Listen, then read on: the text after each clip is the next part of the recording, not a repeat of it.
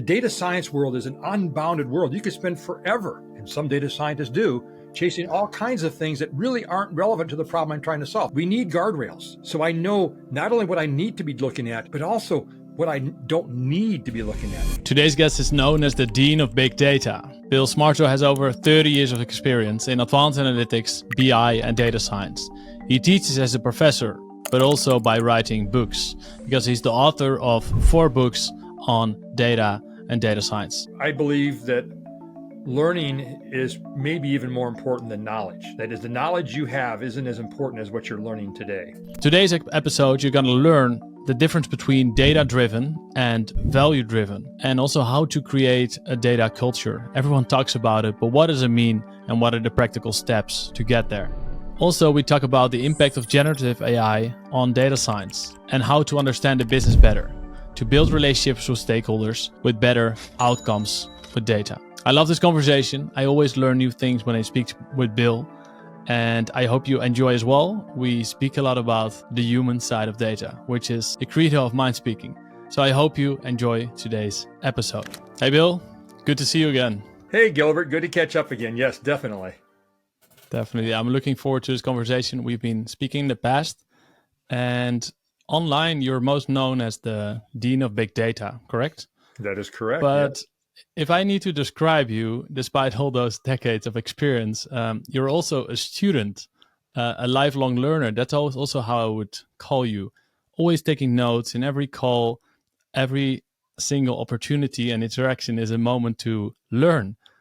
Would you agree? And have you always been like this? So I totally agree that learning is exhilarating. Actually, I believe that learning is maybe even more important than knowledge. That is, the knowledge you have isn't as important as what you're learning today, because things change. And if you hang on to old beliefs, they limit your ability to grow. And so I've been a learner, a painful learner in some cases here, Gilbert. And what I mean by that is sometimes you learn something that runs counter to what you believed for a long time. And learning to let go and quote unquote unlearn something is really, really hard. And I struggle with that. But I think the opportunity to talk to people like yourself and my students and my customers, each of those in conversations provides an opportunity for me to learn more about what's important to them, what are they trying to accomplish, what are their challenges, what are their, what are their risks, and every conversation is an opportunity to learn. So I like to learn and like to grow. Beautiful. And do you maybe have an example of something you had to unlearn, or certain beliefs that you had that you needed to change? Yeah. So this goes back to when I joined Yahoo as their vice president of advertiser analytics, and I had come from a very structured business intelligence world. I was at Business Object. I was the vice president of analytic applications. I'd been involved in business intelligence data warehouse in a long time.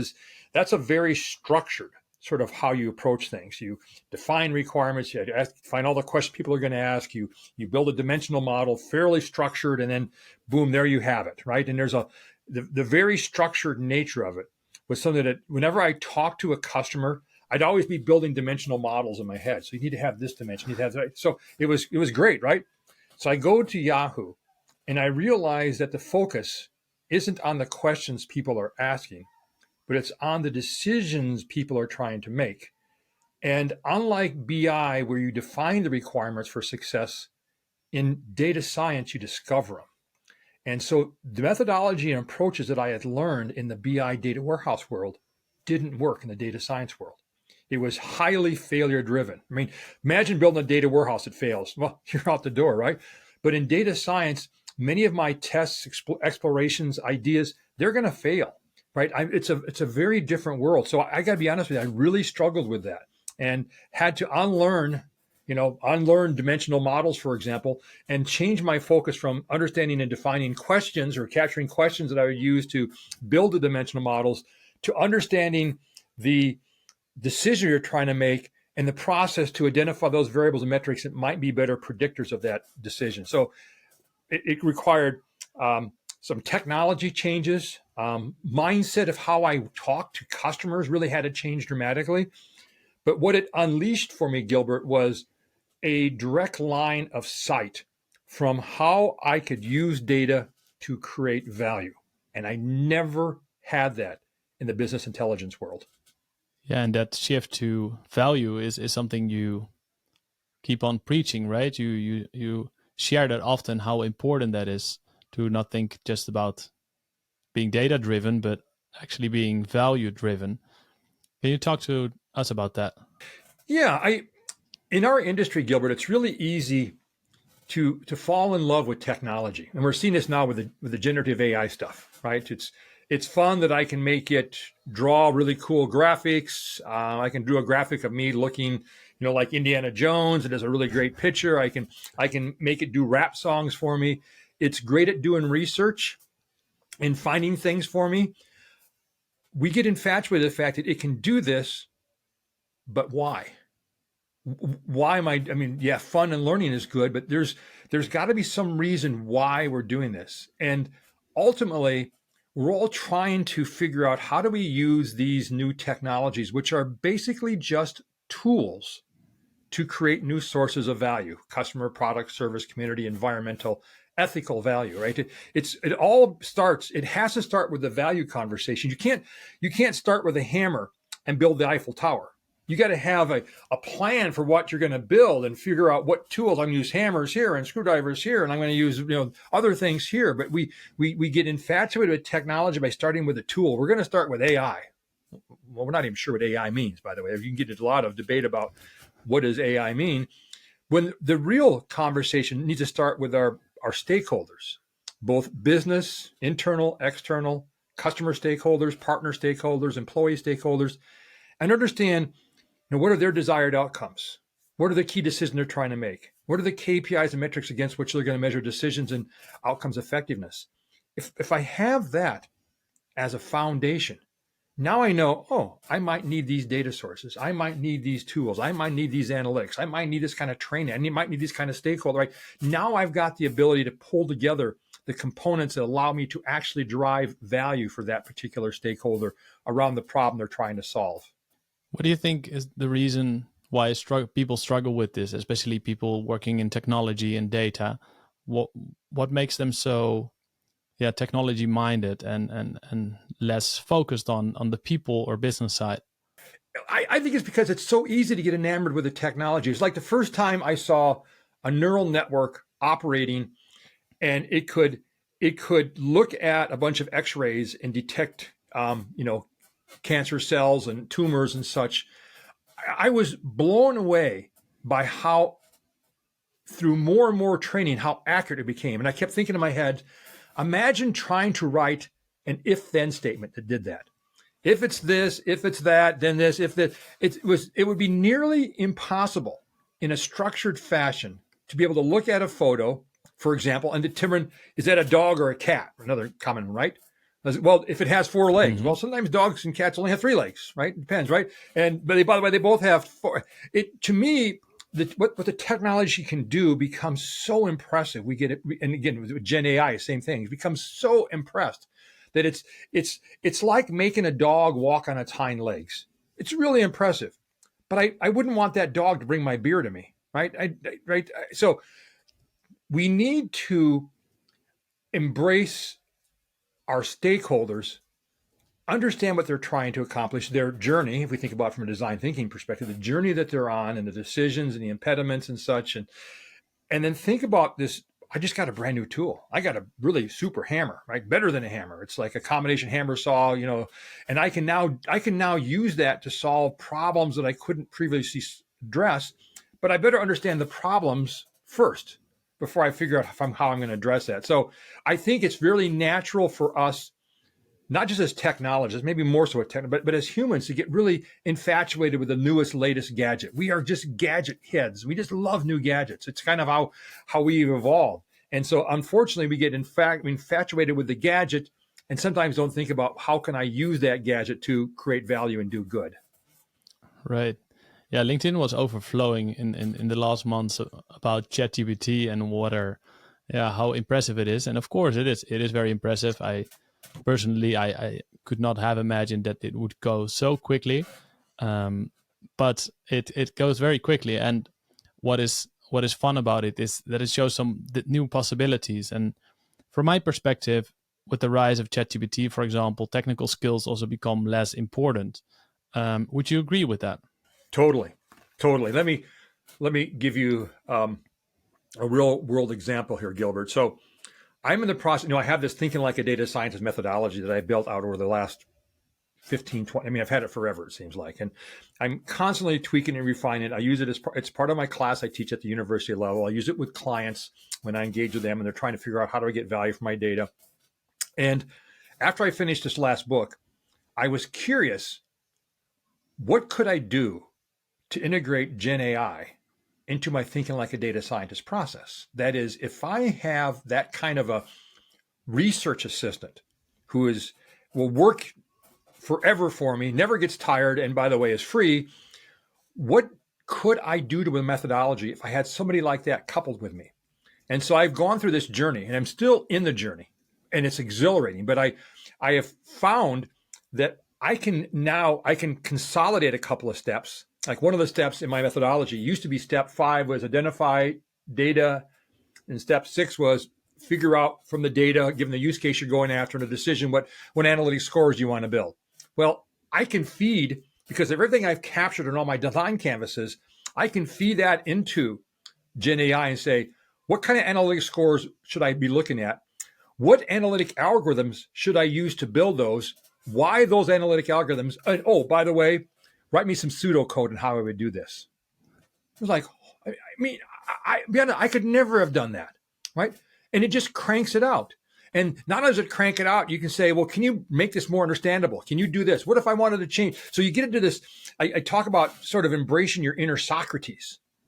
And you start asking more and more questions. And I find that the only limits I have are the limits I have in how I think. And it's caused me sometimes to back and say, okay, think more broadly. It's easy to ask the first and second level questions. Ask the third and fourth level questions. What are the risks? What is your rationale for picking these particular modules? Why is this? You can engage with these things, and it's been exhilarating for me because it's allowed me, as you said, to push more and more of the data science stuff to my business stakeholders in this process. Gen AI today isn't going to write code for me. In fact, it probably may not, because I still need somebody who can write the code and test the code and all the kind of things. But what it allows me to do from a business stakeholder perspective or a student perspective is to get more clarification about what the data science team needs to be successful so that they are becoming more of a partner with the data science team to make sure that we're building, analytic models that deliver meaningful, relevant, responsible, and ethical outcomes. One of the other topics you often talk about as well is data culture. How does what you just mentioned about ChatGPT and writing code and the technical skills, which might be less important in the future, how does it relate to building a data culture? Yeah, so it's a good question, and really the heart of why I wrote my last book. The book before that I had written was, the economics of data and analytics and digital transformation, was really all about value creation. This is a book about how do I use economic concepts to create a direct line of sight from data to value, right? And I finished that book and I was talking to a lot of customers and they asked that question. Okay, this is great. I had one customer in a meeting, the CIO held up the book and goes, this is our Bible. We're following this T to T. And then he said, but how can you help me on culture? This book's great. I get my team to follow. But how do I create a culture? And it was really what he was, as we had more conversation, what he was saying was, how do I broaden not just my business people and my data teams who today are involved in this, I don't want to say struggle, but this collaboration, but how do I empower the entire organization? How do I liberate their natural greatness? And so the book I wrote was really was for everybody else that needs to understand what is data? And by the way, how is data being used today to influence your ideas and even manipulate your beliefs, right? And then it talked about some basic understanding of analytic techniques. So they need to understand these tools, not that they're ever going to write a neural network, but kind of understand how I would use that. We talk about decision frameworks in the book, how everybody whether they know it or not, operates with the decision framework. And how can we leverage basic stats and predictions and data to improve our ability to make more informed decisions? There's a brief in there about value engineering, because I think everybody needs to understand, no matter where you sit in the organization, that the reason why we have data and analytics is we're trying to create value. And by the way, that value conversation doesn't start with data and analytics. The value conversation starts with the organization. What's its charter? Who is its customers? Who are its stakeholders? What are their value creation processes? Blah, blah, blah. Yeah, exactly. And that's something that data scientists often forget. And what I also see from the business side, the stakeholders, because they don't have a certain degree of data literacy, don't know the things you talked about, what is possible with data, what is data, and how can we use AI practically to improve the business decisions, whether it's with the goal of improving revenue or decreasing cost or decreasing risk. So how can data contribute to that? That's a great point. I'm gonna just take you on that. So the idea here is, how do we help everybody in the organization, especially those at the front lines of the organization, the front lines of customer engagement and operational execution? How do we help them to envision the realm of what's possible in data and analytics, given the challenges they wrestle with every day? They are the perfect source of corporate innovation, not the senior executives, not your data science team, right? Sorry, but it's the people at the front line who are looking at a problem at a theme park and noticing all these really long wait lines. People have to wait in a long line to get to a ride. Well, what can I do to solve that problem? Sometimes the best ideas come from the front line. So look at that and say, well, maybe what I do is we create another system, or we create something else, right? They have ideas. And this is why, Gilbert, I'm such a huge fan of design thinking.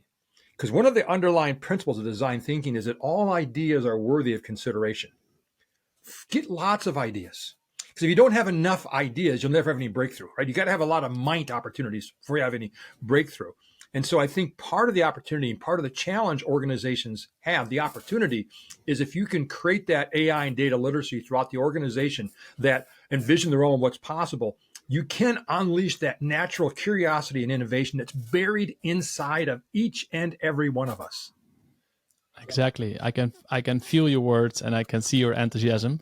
And I think if those business stakeholders, people working in the business, are able to envision what is possible and ask the right questions to data scientists and have a collaboration, that would be fantastic, and it would lead to so many opportunities. And I think also the data scientists need to work on delaying their skepticism and not with every single idea shooting it down, because I think many data scientists are skeptical by nature, which is a very beautiful trait because it helps them question what is in front of them. And if we look at design thinking, like you mentioned, we need to embrace new ideas, right? Not just because people feel more appreciated, but also because one bad idea can lead to a really good one. My previous data science teams that I've managed, I spent more time teaching them design thinking than I did data science, because they needed to understand the realm of the problem they're trying to solve. Need to be able to talk to customers, empathize with their problems, learn the journey map concepts, build simple personas. And when they did that, they were laser focused on understanding what data they might want to look at, what sort of algorithms might be most beneficial. Their productivity leaped dramatically in their ability to deliver analytics that were relevant for their target stakeholders. Right.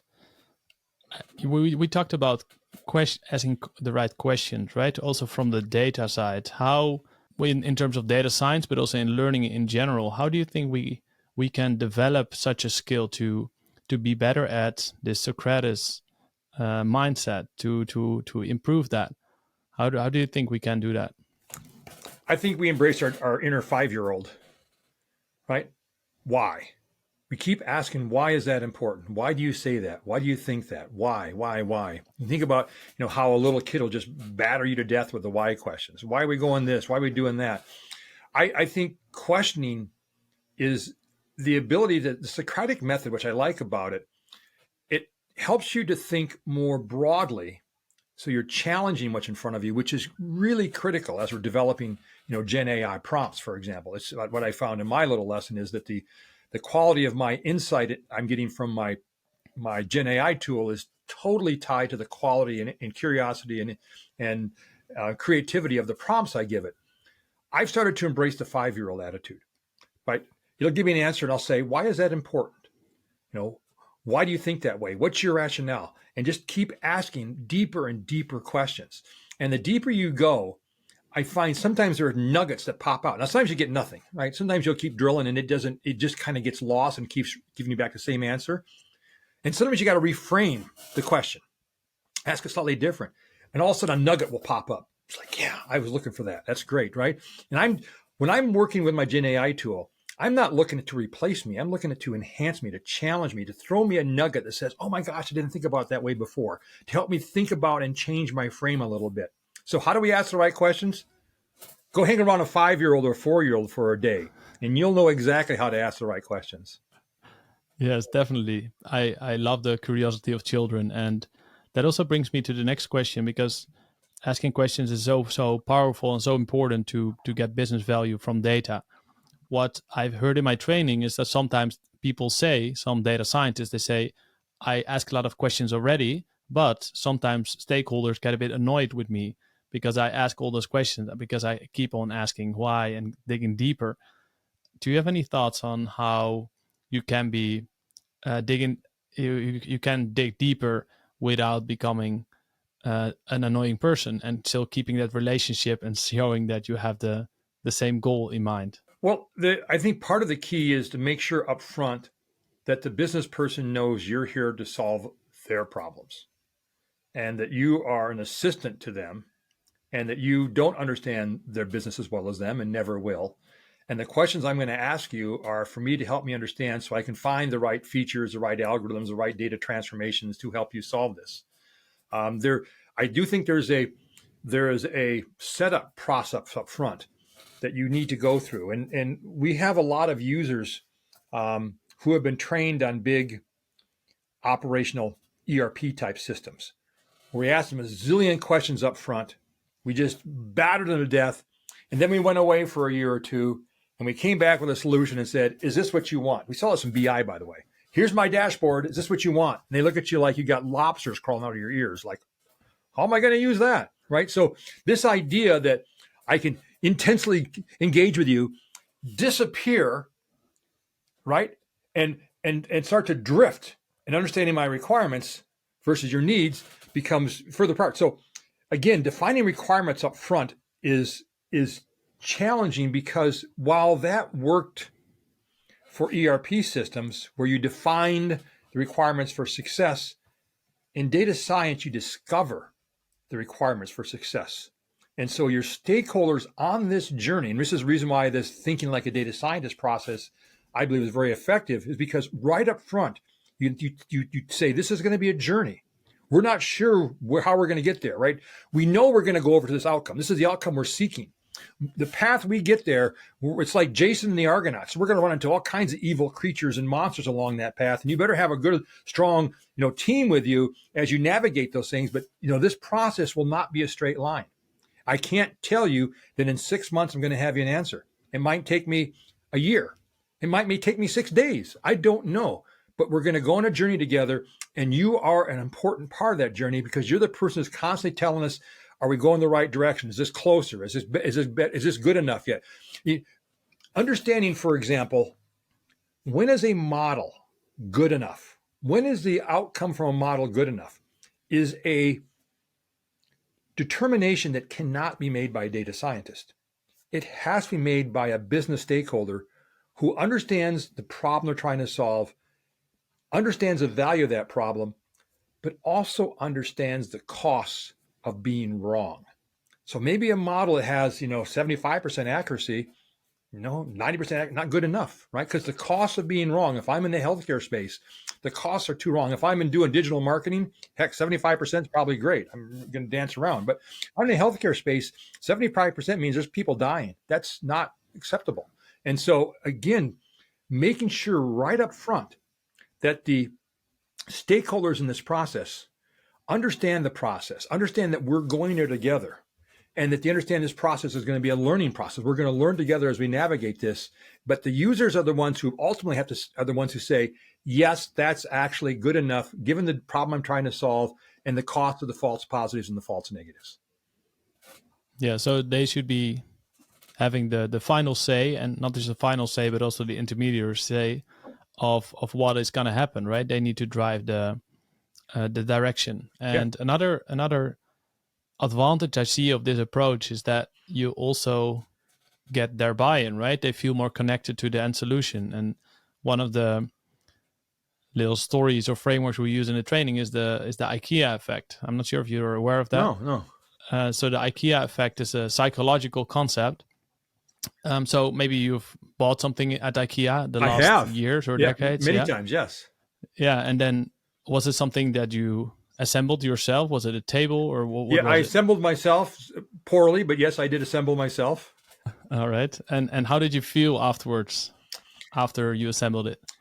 I felt exhilarated. My wife felt frustrated. Right. So often one of those things come up, right? Maybe a bit of frustration, but maybe also a bit of proudness or a good feeling, positive feeling. And you probably have a different feeling towards that piece of furniture that you assembled yourself versus just a couch that you did buy somewhere and you don't do anything. And that's also what the IKEA effect says. If we are more involved in the process, if we partially created the product ourselves, we value it more. So back to data science. So stakeholders, if they're more involved in the process, they will make the end product better because they have the business knowledge, the business context, and they will also be more involved and therefore more connected to the end solution. And they will basically sell the end solution to their stakeholders, which are very hard to reach as a data scientist. So that's a wonderful concept and a methodology to use. See, I love these conversations. I've already got a whole page of notes. Things I didn't really think about before. This has been great. Thank you. Yeah, thank you too. We spoke a little bit about the art of thinking like a data scientist. One of the many books you've written. Highover, can you walk us through the process and what it means to think like a data scientist? You touched upon a few things, but maybe we can go through it. Yeah. So the starting point in the process is, like we just discussed, is an awareness of the level of collaboration that needs to take place across a team of very diverse perspectives. We're going to bring together stakeholders who may not have the exact same outcomes in mind. And we need to build models that acknowledge that and work through that.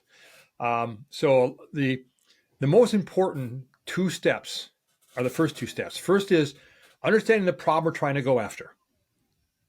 What are the KPIs against which you're going to measure success? What does good look like? What are the benefits, the impediments? What are the risks of that initiative failing?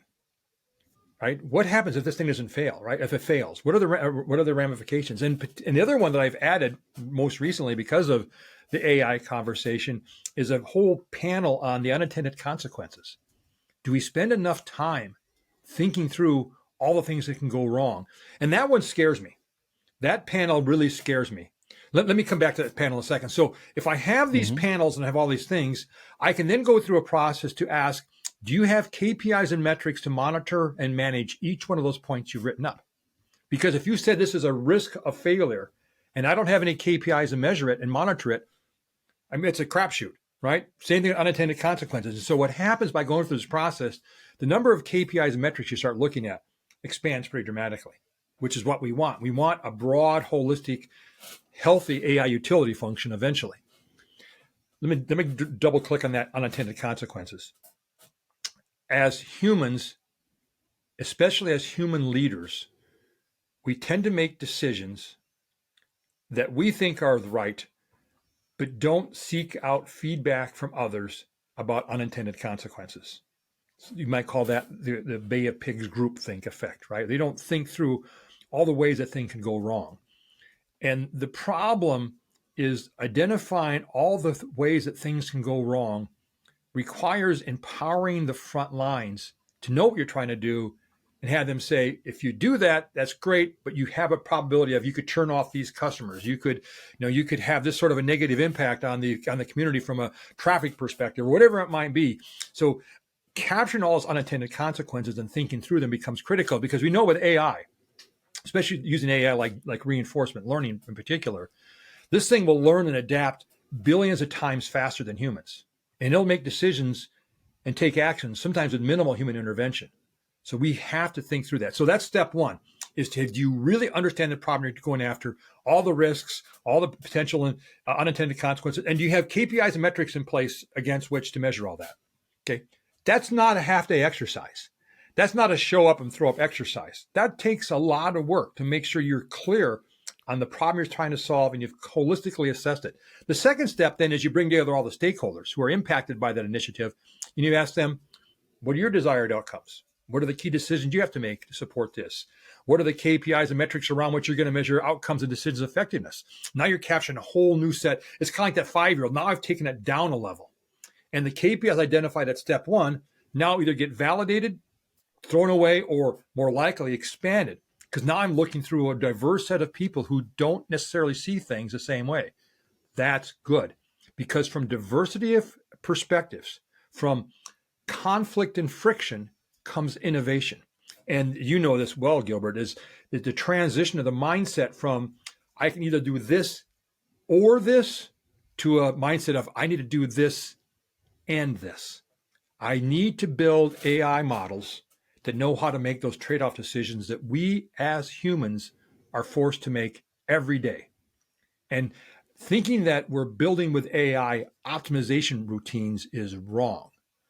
We are using AI to build learning routines who can constantly make these tough trade-off decisions, given the current situation, given the current intent, given what's happening, can make the decision it makes today about something may be different tomorrow because tomorrow looks different than today. That's the power of AI. And so to get there, you also need to collaborate a lot with stakeholders and bring them in. You bring in that different perspective, as you mentioned, because that's where a lot of value is, to get that outside feedback. And that also makes me wonder. The best tools for doing that, design thinking tools, right? Journey maps, persona profiles, all the kind of things that we learn in design thinking, we now use at that step to help ensure that we've got a holistic understanding of what we're trying to do before we ever start putting science to the data. Right. Would you mind expanding on those different ones? So persona mapping and the different tools so that you mentioned. I don't use them all. The ones that I love the journey map. To me, the journey map is the most powerful tool because it helps me understand customers trying to get something accomplished. And they're through the 5 stages. They go through these 5 stages. And as they go through those stages, they're making decisions. They're trying to measure decision effectiveness. They got pains, they got gains and such. So that journey map yields lots of insights around KPIs and metrics and decisions and desired outcomes that I'm going to be able to use in step later on in my process of identifying use cases. So I really like that. And then I like to take that down a different dimension, build a persona for each one of them.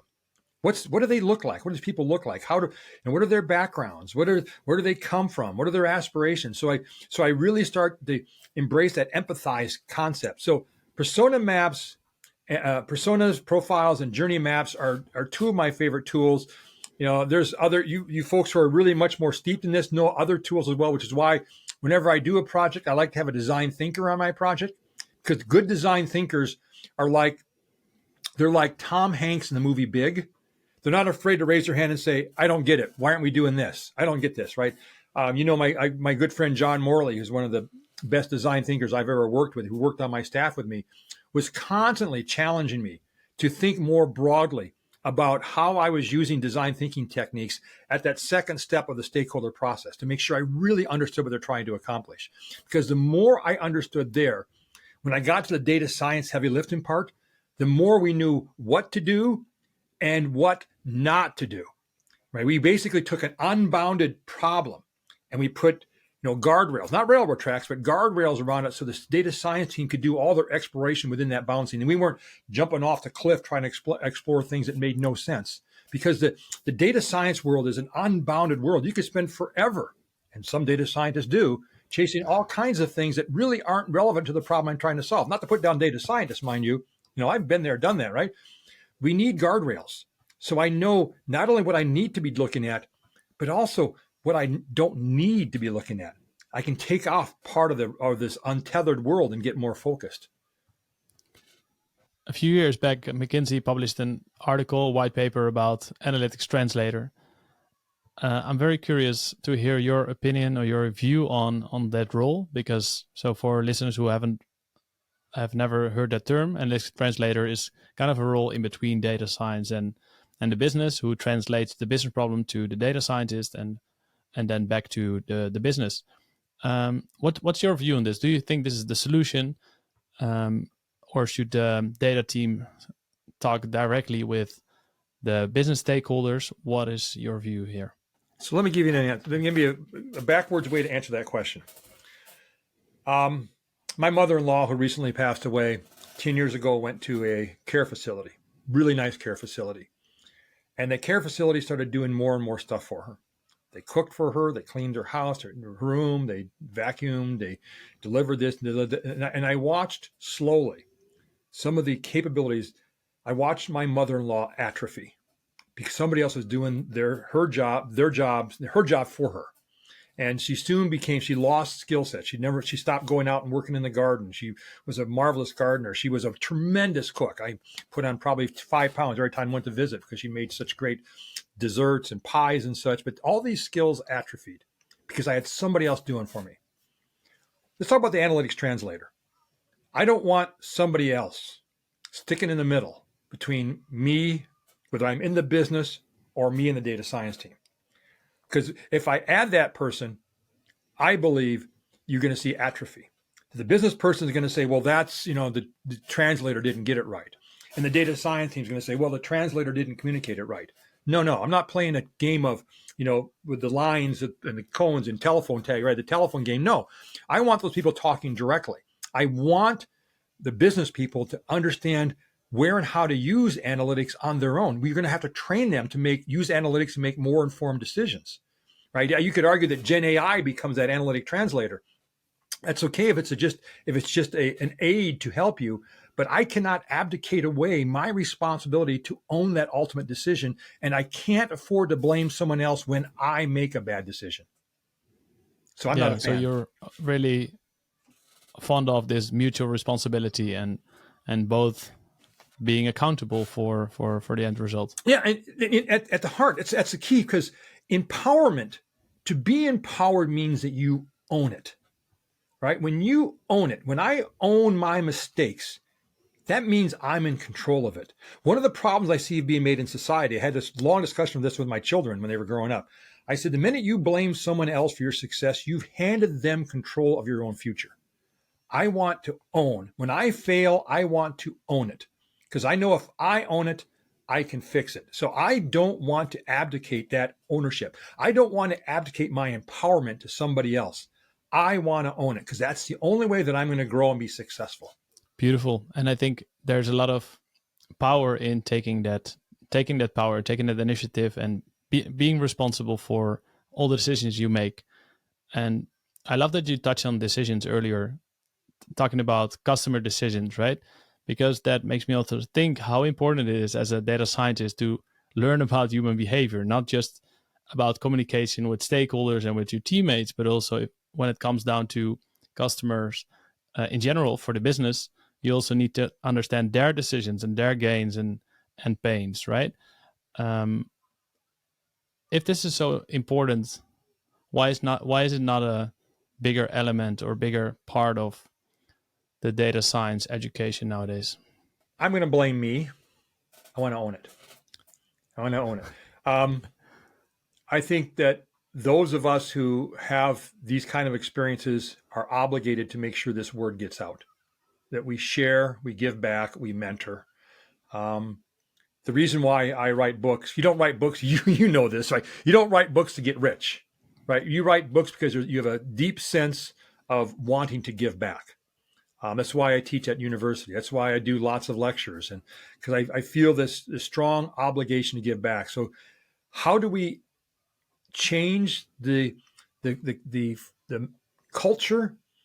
We do it one person at a time, right? I recently had a conversation on LinkedIn, which, by the way, I love my LinkedIn conversations because a lot of people there don't agree with me, right? And it's great, right? I like the conversation. I had written the book, and I said, the ebook price of this is about equal to a cup of coffee.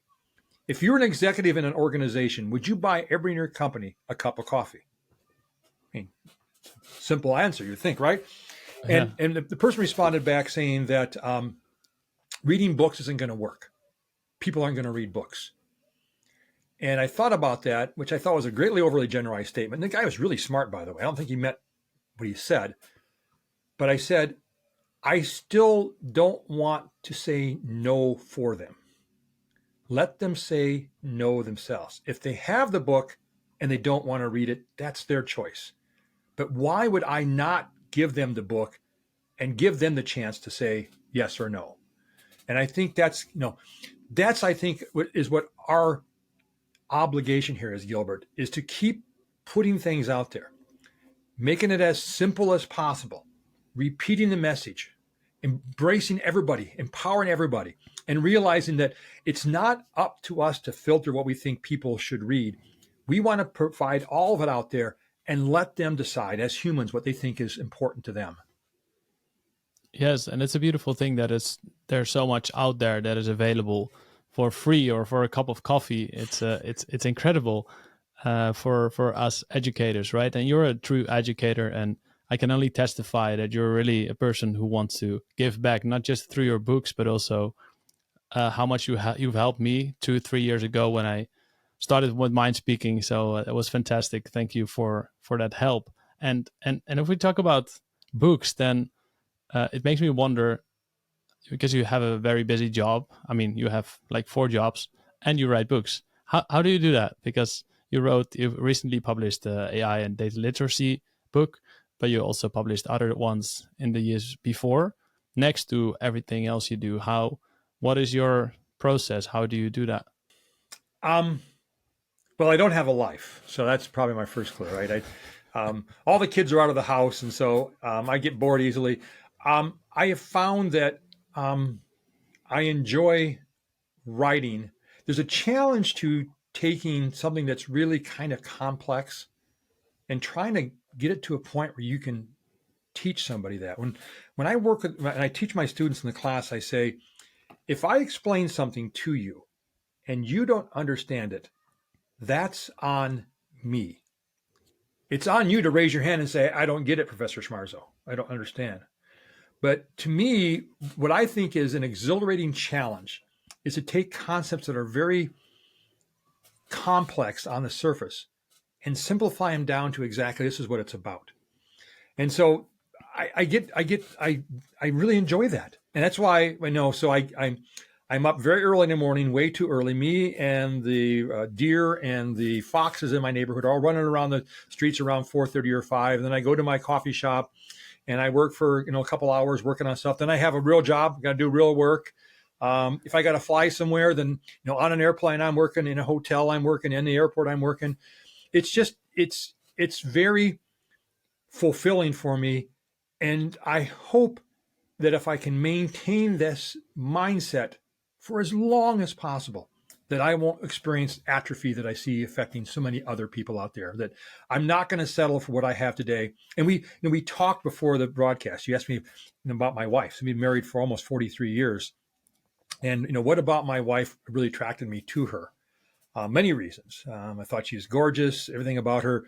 But the one thing that really stuck to me was she was not going to let me settle. And she's always been a advocate for me and push me. And that has been great, because I sometimes need to have a little kick in the butt to talk about something. And my friends sometimes are very good about giving me a kick or a gentle push that, hey, you need to talk about this. And my wife's been that kind of an advocate as well. Yeah, and that's a beautiful supportive role. I think we all need someone like that. If you're ambitious in any way in academics or data science, or I don't know, collecting stamps, I think you need a little support every now and then. Amen, brother. Amen. Yeah. So we're close to the end of the conversation. What I want to end with is 2 questions. The first one is, where can people connect with you or follow you? I know you're active on LinkedIn, and your books are available on Amazon, which I really recommend. but would you highlight anything specifically about the books or about LinkedIn? Yeah. So or about other platforms? Yeah, come to LinkedIn. I like LinkedIn because it's less about me on LinkedIn and more about the people who get engaged when I post something. I'm really fortunate, lucky to have such a broad, diverse set of friends on LinkedIn, many who I've never met in person, but who are great, smart, they contribute. When we disagree, we disagree in a very constructive manner. And so I would say, get in the water, jump in the water, come on LinkedIn, watch these conversations, contribute. Don't filter. Don't be afraid to be wrong. Don't take things personally. But so come to LinkedIn and participate in these conversations because we're all learning together, right? I was just on a call with a person in the company and says, "Well, you're kind of an expert in this space," and I said, "No, I'm not. No one is an expert. No one, because no one knows. The minute I'm an expert, then I'm done living, because there's nothing else to learn." I said, we're all learning together, especially in this world right now. The AI thing's coming along. So LinkedIn, baby, come join me on LinkedIn. Fantastic. What is one big takeaway you want listeners to get from this episode? I want them to realize that develop a passion for learning. There's so much happening in the world that the more time we can spend looking across the diversity of people around us and what they're trying to accomplish, embrace that as a learning opportunity. When somebody has a different opinion than you, don't run away and hide. Engage that person. Run towards diversity. Run towards difference of opinions and learn from each other. Fantastic. So we start with learning. The conversation starts with learning and we end with learning. I love it. Thank you, Bill. It's always a pleasure speaking with you. I already talked about it before, but you helped me a lot setting up the business, talking about challenges of data scientists, what is really value of data and how can we get there. It's fantastic to see your curious mind. I think it will never stop. Your questions will never stop. Questions to yourself or to others, all with the aim of doing good and being very, very generous. So thank you for everything you put out in the world. It helped me a lot. It helped a lot of other people a lot. And thank you for coming on today. Thanks, Gilbert, for the opportunity. And I'm glad I could help on your journey, and you've helped me as well. So we are truly better together. Fantastic. Thank you, Bill, and speak soon. Cheers.